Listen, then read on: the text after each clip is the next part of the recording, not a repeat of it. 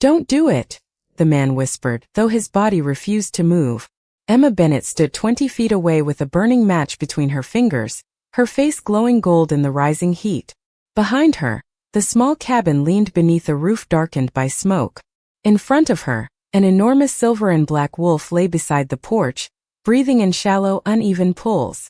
Beyond the trees, a wildfire rolled down the mountainside like a red sunrise, swallowing the distance and racing toward them. Emma looked at the man on the ground. She did not know his name. She did not know why his eyes shone silver in the firelight, or why the great wolf had dragged itself toward him even while barely able to stand. She only knew they had minutes, perhaps less. "The cabin will catch anyway," she said, fighting to keep her voice steady. The man tried to lift his hand. Nothing happened. Silverthorn poison had locked every muscle below his neck, leaving him fully awake inside a body that would not obey. He had commanded armies with a glance. He had ended pack disputes with a single word. Now he could not even reach for the frightened woman preparing to destroy her own home. "There has to be another way," he breathed. Emma turned toward the cabin. Her mother had built the porch rail by hand. The faded blue door still carried the tiny marks that measured Emma's height from childhood. Inside were the quilt her mother had sewn, the chipped coffee mug she had used every morning, and the cedar chest holding every letter Emma had never been brave enough to reread. It was not much, but it was hers. The only place in Pine Hollow where no one called her weak.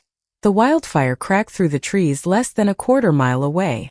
Emma remembered her mother's lessons about mountain fires. A flame could not cross land that had already burned. If she set the cabin, the woodshed, and the dry brush around the clearing on fire now, the larger blaze would reach an empty circle with nothing left to consume. It might stop. It might save them. But the home would be gone. The great wolf gave a low, tired sound. Emma looked at its golden eyes and saw no monster there. Only trust. Only fear. She knelt beside its massive head and pressed one palm gently against the warm fur near its cheek. "I won't leave you," she whispered. The stranger heard her, and something inside him broke open. People had bowed before his crown. Warriors had sworn loyalty to his throne. Yet this forgotten Omega, unaware she was speaking to the Alpha King's great wolf, offered the creature the only thing she owned without asking who would repay her. Emma rose, walked to the porch, and touched the match to the dry kindling she had spread along the steps. For one suspended second nothing happened. Then a small flame climbed the wood. It reached the railing, moved toward the doorway, and reflected in the tears Emma refused to let fall. "A home can be rebuilt," she said softly. "A life cannot." As the cabin began to glow behind her, Emma turned back toward the wolf. The Alpha King watched her walk through the smoke, and for the first time in his life, Caleb Blackwood understood what true strength looked like. He could not move. He could only remember her face. 6 hours earlier, Emma Bennett had been standing in the same cabin with cold morning light spilling across the floorboards, unaware that by sunset every familiar thing around her would be gone. The small house sat at the edge of Pine Hollow territory, where the forest thickened and the pack roads narrowed into deer trails. It was a quiet place, and quiet had always suited her. The other wolves called it isolation. Emma called it peace. She moved through the kitchen with a basket on one arm, gathering dried mint, feverfew, and willow bark for the animals she treated near the northern ridge. Her gift had never impressed the pack. She could not shift fully. Her wolf existed inside her like a distant heartbeat, soft and uncertain, never strong enough to answer the moon the way the others did. But frightened animals came to her. Injured birds stopped trembling beneath her hands. Even wild foxes watched her without fear. Pine Hollow considered that kindness useless. Emma had learned not to argue. The cabin had belonged to her mother, a healer who had believed gentleness was its own kind of strength. Every wall carried a memory. The narrow shelf above the stove had been carved by her mother with a dull kitchen knife. The faded blue door still showed small lines marking Emma's height as a child. The cedar chest near the bed held old letters, winter scarves, and a quilt that still smelled faintly of lavender when the weather turned damp. It was the only home Emma had ever known. A hard knock struck the door before she could lift the basket. When she opened it, Mason Vale stood on the porch with 2 pack officers behind him. He wore a dark coat fastened with the silver pin of an acting alpha, though the title had never softened him. You were told to report to the supply hall, he said. Emma lowered her gaze, not from submission but caution. I was preparing medicine for the rich animals. Mason glanced past her into the cabin as if measuring the rooms. The pack does not owe food to someone who refuses pack duties. I completed my duties yesterday. That is not the point. His eyes settled on the land beyond the porch. This property sits too close to the northern route. It will be reclaimed before winter. Emma felt the words land inside her more sharply than she allowed her face to show. This cabin belonged to my mother. Your mother is gone. The forest seemed to fall silent around them. Mason stepped closer, lowering his voice. An unmated Omega with no complete wolf has no claim to borderland. Pack law is clear. Emma held his gaze. Pack law also requires a hearing. For 1 second, surprise crossed his face. Then came the smile she disliked most, calm and certain. There will be a hearing tomorrow. You will lose. He turned away, then paused at the steps. By this time tomorrow, that cabin will belong to Pine Hollow. Emma watched him disappear between the trees, carrying the certainty of a man who believed no one would ever stand in his way. She closed the door and rested her palm against the worn blue wood. Outside, far beyond the ridge, a low sound rolled through the forest. It was not thunder. It was the cry of something wounded, enormous and alone. At the same hour, Caleb Blackwood entered the northern woods without banners, ceremony, or the royal guard that usually followed him across the kingdom. Only 3 trusted scouts traveled behind him, while Orion moved silently at his side. The great wolf stood nearly 5 feet at the shoulder, his silver and black coat catching the morning light between the pines. Most wolves lowered their eyes when Orion passed. Caleb never asked him to. Their bond had been formed long before the crown, when both of them had been young enough to believe loyalty could not be bought or broken. For 3 months, great wolves had vanished from protected land along the northern border. The local reports blamed harsh weather and wandering hunters, but Caleb had read too many careful lies in his lifetime. Every missing trail ended near Pine Hollow. That was why he had come without warning. A king surrounded by soldiers heard only prepared answers. A stranger heard the truth. Orion stopped beside a narrow creek and lowered his head. Caleb saw the change immediately. The wolf had found a scent beneath the wet earth, something bitter and unnatural. They followed it for half a mile until the trees opened around an abandoned stone shed. Behind it, hidden beneath pine branches, Caleb found several royal tracking collars. Each one had been removed from a missing great wolf. His expression hardened. This was not an accident. Someone had been stealing creatures protected by the throne, and someone inside Pine Hollow had helped conceal it. One of the scouts stepped forward. Then a sharp whistle passed through the trees. Orion turned before Caleb could speak. Shapes moved beyond the ridge, too distant to identify clearly. The scouts spread out, but confusion came quickly. Smoke drifted between the trunks, thin at first, then thick enough to hide the trail. Caleb reached for the signal horn at his belt. A sudden sting touched his shoulder. He pulled away and found a small silverthorn dart caught in the fabric of his coat. The wound itself was minor. The poison was not. Coldness moved down his arm, stealing strength from each muscle it reached. Silverthorn was forbidden in every northern territory. Only someone with access to royal trade routes could have obtained it. Caleb tried to warn Orion, but the great wolf had already placed himself between the king and the hidden attackers. Another whistle sounded. Orion gave a commanding growl, ordering the scouts back toward Caleb. Then the wolf ran into the smoke, drawing danger away from them. Caleb attempted to follow. His right leg failed beneath him. One of the scouts caught his arm, but Caleb pushed him toward the southern trail. "Find the guard," he ordered. "Do not return alone." The men hesitated only a second before obeying. Caleb remained beneath the pines, forcing himself to stay conscious as the poison tightened around his body. Somewhere beyond the ridge, Orion released a deep, broken cry. Caleb tried to rise again. He could not. For the first time since taking the throne, the Alpha King was powerless while the one creature he trusted most disappeared into the forest. Several miles away, Emma Bennett lifted her head beside the faded blue door of her cabin. The wounded sound came again, and this time she followed it. Emma followed the wounded cry through the northern woods, moving beneath branches that shivered in the rising wind. The sound came again, lower this time, and every instinct told her to turn back. Whatever waited beyond the ridge was enormous. Her feet carried her forward anyway. She crossed a shallow creek, climbed over a fallen pine, and entered a clearing marked by smoke and broken brush. At the base of a lightning-scarred tree lay the largest wolf she had ever seen. His silver and black coat spread across the ground like winter shadow, and one powerful foreleg was held inside a heavy metal snare. Even injured, he seemed greater than any ordinary animal, almost ancient, as though the forest itself had shaped him from moonlight and storm clouds. Emma stopped 10 feet away. The wolf lifted his head. Golden eyes fixed on her, bright with pain, warning, and intelligence. A low growl moved through the clearing. Emma's heart struck hard against her ribs. She could not shift. She could not outrun him. If he decided she was a threat, no one in Pine Hollow would reach her in time.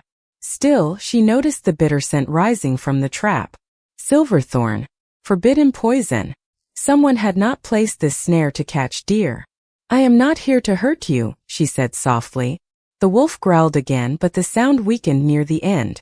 Emma lowered her basket and slowly knelt. She did not reach for him. Instead, she placed one open hand against the earth between them. Her mother had taught her that frightened creatures needed choice more than command.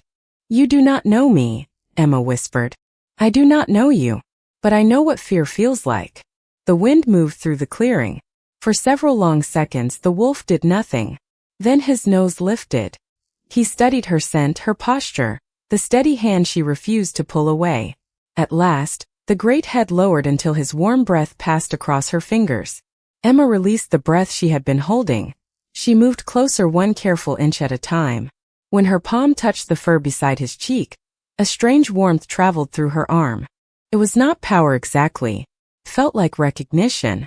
Beneath the wolf's fear, she sensed loyalty, urgency, and a single desperate thought aimed somewhere beyond the trees.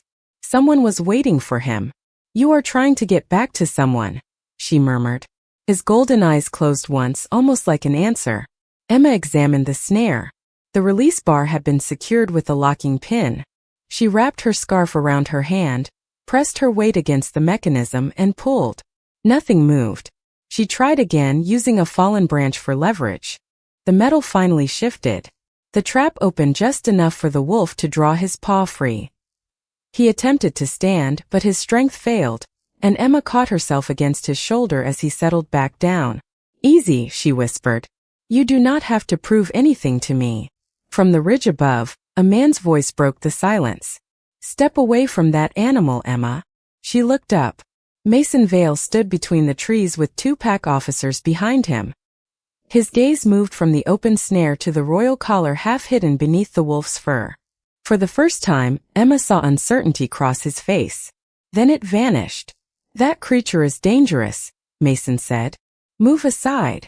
Emma rose slowly and placed herself between him and the great wolf. Her knees trembled, but her voice did not. "No." Mason's expression tightened, but Emma did not move. Behind her, the great wolf struggled to keep his head raised. His breathing had grown quieter, and the faint tremor beneath his silver fur told her the poison was spreading. Mason stepped down from the ridge with the 2 officers following several feet behind. "You do not understand what you are protecting," he said. "Then explain it," Emma replied. His gaze flicked toward the collar at the wolf's neck. The metal was partly covered by fur, but Emma could see an emblem stamped into the silver. A crowned wolf beneath a crescent moon. She had seen that symbol only once, carved above the doors of the royal courthouse in the southern district. Mason saw recognition begin in her face. "It means nothing," he said quickly. "It means he belongs to the crown." The officers exchanged a nervous glance. Mason noticed and turned on them. "Stay where you are." Emma understood then that they had not come to rescue the animal. They had come to recover something, or to make sure no one else did. She lowered one hand toward the great wolf without taking her eyes off Mason. His fur was hot beneath her fingertips. "Who set the trap?" she asked. "You are asking questions that do not concern you. A poisoned royal animal was caught on Pine Hollow land. That concerns everyone." Mason took another step. "Walk away, Emma. You will keep your cabin." You will keep your place in the pack. No hearing. No questions. The offer was too smooth, too immediate. It confirmed more than any confession could have. Emma glanced toward the smoke drifting between the trees. It had grown thicker. At first she thought it came from the morning haze, but the scent was wrong. Dry grass. Pine resin. Oil. A thin orange glow appeared along the eastern ridge. One of the officers turned toward it. Mason, the fire line is early. Mason's eyes hardened. Be quiet. Emma felt cold despite the heat building in the air. You started it. Mason did not answer. He did not need to. Fire moved through the brush in two separate lines, one from the east and one from the west, closing the clearing between them. It was too deliberate to be an accident. Mason backed toward the ridge. Come with us now, and you might still make it out. Emma looked at the great wolf. He could not walk more than a few steps. Somewhere in the woods, the wounded stranger might still be lying where the poison had taken him. She could not abandon either of them. Mason studied her face and seemed to understand her choice before she spoke. Then stay, he said. He turned and disappeared into the smoke with the officers close behind. Emma waited until their footsteps faded. Then she crouched beside the wolf and pressed her forehead briefly against his warm fur. We are not dying here, she whispered. He opened his golden eyes. Emma looked south toward her cabin, less than half a mile away. Beyond it stood the woodshed, the dry clearing, and the narrow strip of open ground her mother had once used to stop a summer brush fire. The memory came back with perfect clarity. Fire could not cross land that had already burned. Emma rose and pulled the wolf's uninjured foreleg across her shoulders. I need you to trust me one more time. Step by slow step, they moved south through the trees. The heat followed them. When Emma finally saw the faded blue door between the pines, relief lasted only a second. The flames behind them had already reached the ridge. She looked at the cabin, then at the approaching fire, and understood exactly what she would have to do. The great wolf had taken only a few more steps when his strength gave way beside the edge of Emma's clearing. She guided him down as gently as she could, then heard a faint voice from beneath the pines. Orion. Emma turned. A man lay partly hidden among the ferns, his dark coat streaked with ash and one shoulder pressed against a tree root. His silver-gray eyes were open, sharp with awareness, but the rest of him remained unnaturally still. The great wolf lifted his head at the sound of his name and tried to crawl toward him. You belong together, Emma whispered. She hurried to the stranger and knelt beside him. His pulse was steady, but his muscles would not respond when she asked him to move his fingers. The bitter scent of silverthorn clung to his coat. The poison has locked your body, she said. Can you breathe? Yes. His answer was barely louder than the wind. Save Orion. Emma looked toward the ridge. The fire had advanced within a quarter mile, its glow pulsing through the trees. I am saving both of you. She hooked her arms beneath his shoulders and pulled him across the soft ground. He was heavier than she expected, and every few feet she had to stop and catch her breath. Orion gathered enough strength to follow, dragging himself beside them as though refusing to leave the man behind. Together they reached the bare strip of earth near the cabin. Emma positioned the stranger beside the great wolf, then ran inside. She opened the windows, carried out 2 water buckets, and soaked the ground around them. Her eyes moved across the room one final time. The cedar chest. The narrow table. Her mother's quilt folded over the chair. For one painful second she wanted to gather everything. There was no time. She took only the small leather pouch of healing herbs and the tin box holding her mother's letters. Outside, the air had turned hot and restless. Emma stacked dry kindling along the porch and woodshed, creating a controlled line around the clearing. The stranger watched her with growing understanding. Do not do this, he whispered. Emma struck a match. The tiny flame trembled between her fingers. The larger fire needs fuel, she said. If this ground burns first, it may stop here. That is your home. She looked at the faded blue door, at the marks showing how tall she had been at 7, 10, and 14. Her throat tightened, but her hand remained steady. A home can be rebuilt. A life cannot. She touched the match to the kindling. Flame traveled slowly at first, curling along the porch rail before climbing toward the roof. Emma moved around the clearing, guiding the smaller fire through the dry brush while keeping the safe ground wet. The cabin glowed behind her, bright enough to turn the afternoon sky gold. Heat pressed against her face. Smoke gathered above the trees. Orion released a low sound, and Emma returned to him, shielding his head with the damp blanket she had carried outside. Then she covered the stranger as well. The wildfire reached the ridge with a deep rushing sound, but when it entered the clearing, it found blackened earth and empty ash.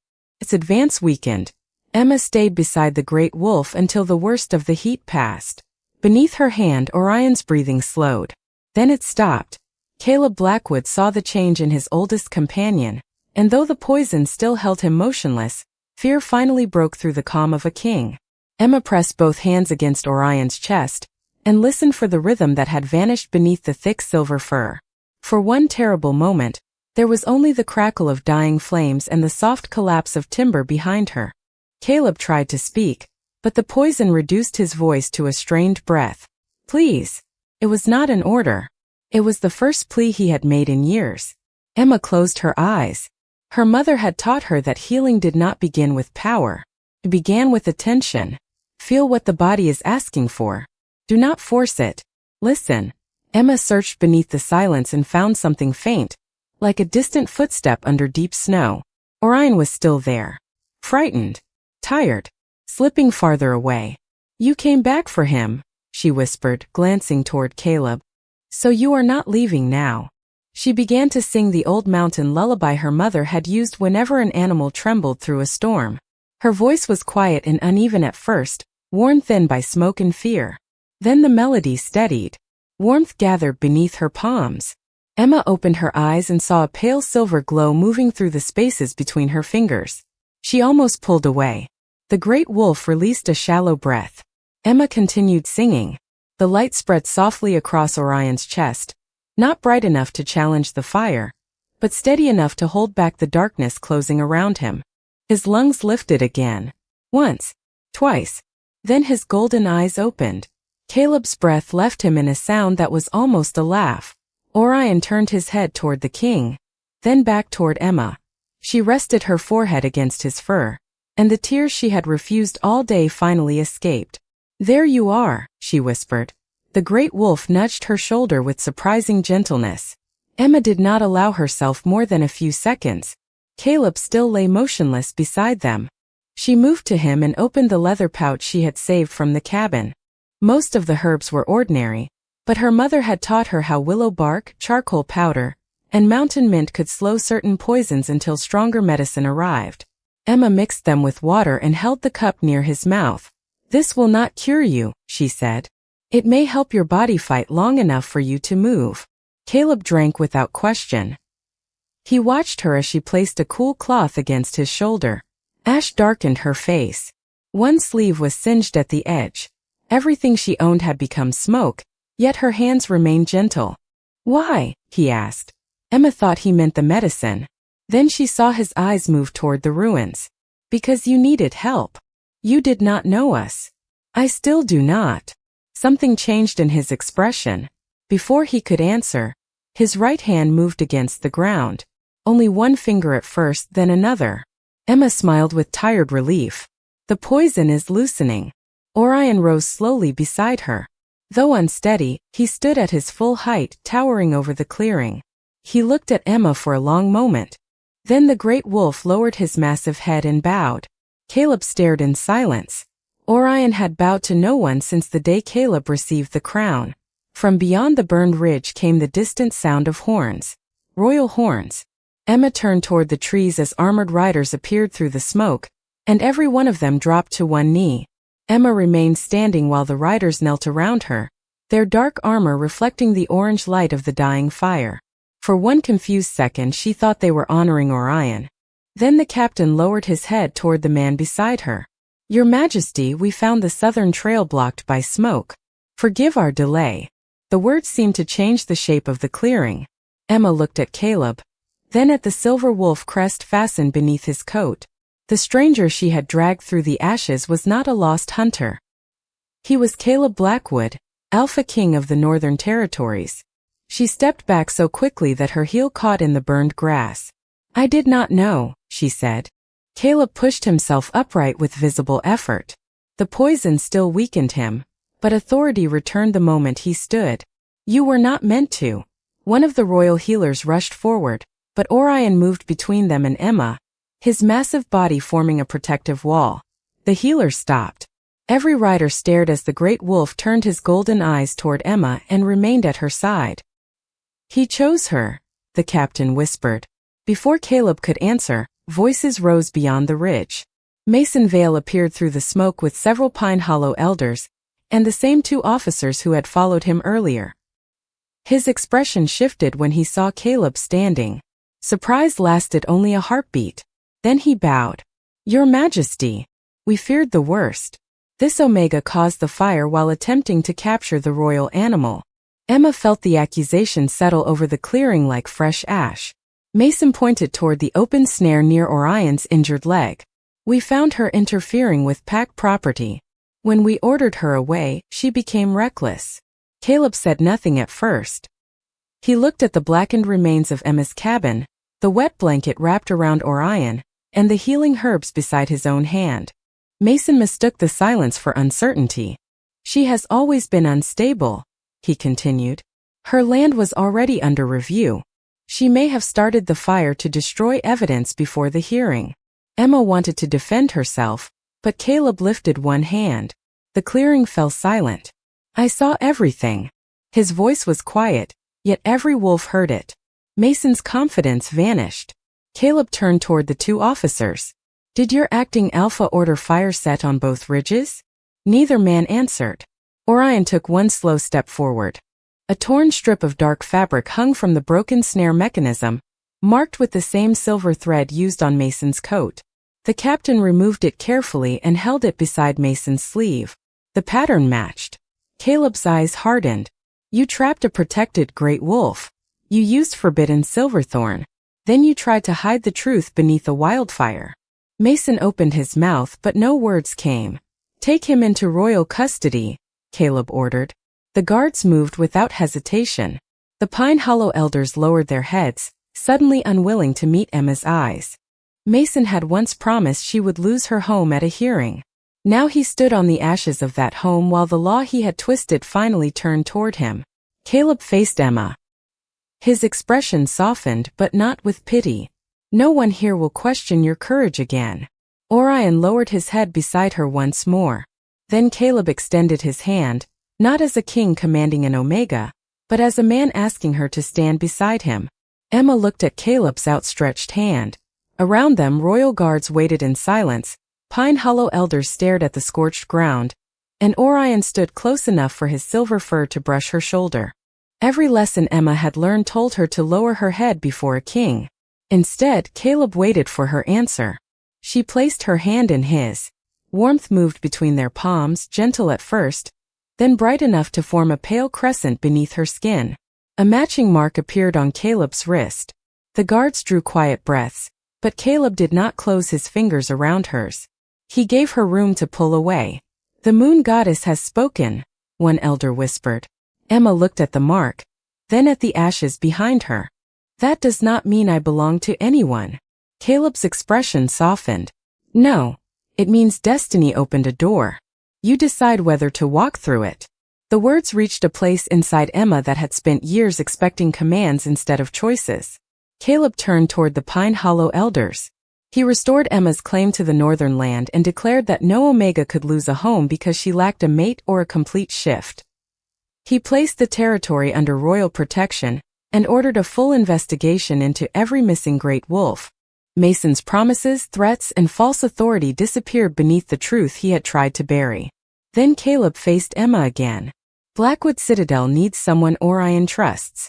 I would offer you the position of keeper of the great wolves, with your own home, your own income, and the freedom to leave whenever you choose. Emma glanced at Orion. The great animal lowered himself beside her, resting his head near her hand as though the decision had already been made in his heart. You would trust an Omega your kingdom has never heard of? She asked. Caleb looked toward the ruined cabin. You had almost nothing, yet you gave everything without knowing who would remember. He stepped closer, careful not to crowd her. I will remember. Morning light broke through the smoke, turning the clearing silver and gold. Emma thought of her mother's faded blue door, the height marks now lost, and the quiet life that could never return. Grief remained, but it no longer felt like an ending. She took Caleb's hand again. "I will come," she said. "Not because you are my king." "Then why?" Emma looked at Orion, then at the road beyond the burned trees. "Because I choose what comes next." Caleb smiled, and the guarded Alpha King seemed human for the first time. "I could not move while you saved us," he said. "But for you, Emma Bennett, I will move the kingdom."